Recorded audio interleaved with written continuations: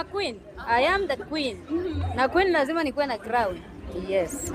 Karibu sana demo Facebook. Thank you so much. We are here today to celebrate. You are very smart. Thank you. Very smart. Thank you. Dumbili amejua ni karembo hivi. Amekuwa Sabato ni msanii ameingia industry na mchuko.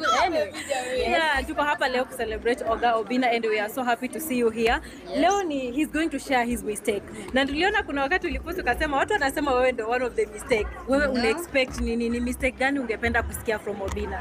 Mistake yeye ndio tumekuja atu show. Sijui yenye atasema ama ni gani. Mimi naye nimekuja kusikiza nijue mistake gani.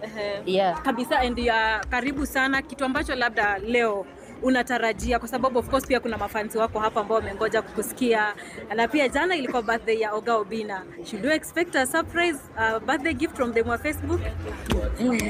Okay. Surprise kwanza ni vile ana grow, we thank God kwanza kumpatia healthy. Ana grow big. You know, yani kama ana turn 20. Yeah. Yes. He's still young. Yeah, and I'm proud of him. May God keep on amuinue, aendelee kumuinua so that aendelee kushika wengine mkono. Yeah. Maybe speaking about his birthday, tunajua bado he's still in the birthday mood. Maybe just pin for him a birthday message. Wanaimbianga aje mtu? Happy birthday to you. Wewe Oga. Keki sio mkate. Karibu nimwambie umezeeka wewe sasa. Lakini karibu nichome. Hakuna mtu sijui, lakini mimi namuishia happy birthday. Aendelee kuglow, asizeeke mapema. Juu we need him. Asizeeke mapema, aendelee kuglow na enjoy. Ile ni siku yake, wacheni enjoy.